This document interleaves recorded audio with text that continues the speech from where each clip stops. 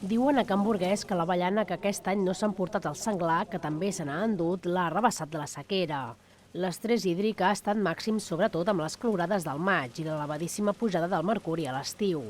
A tot això, el canvi climàtic i les temperatures agradables de la tardor també estan fent anar de corcoll als avellaners, que fa unes setmanes tornaven a brotar quan potser no tocava.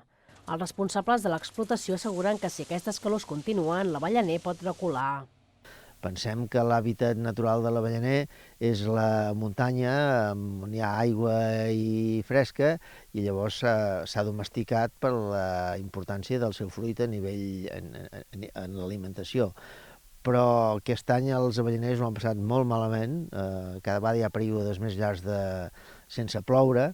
Abans, al juny hi havia tempestes, al juliol també, i encara que els cultius fossin de secà, els avellaners arribaven a tirar el collit endavant. Can Burguès té la màxima extensió d'avellanes del Vallès Oriental. Enguany la collita s'ha quedat en la meitat del que seria una bona tardor. I sort expliquen els responsables de l'explotació que la pedregada del 21 d'agost no es va produir 15 dies més tard.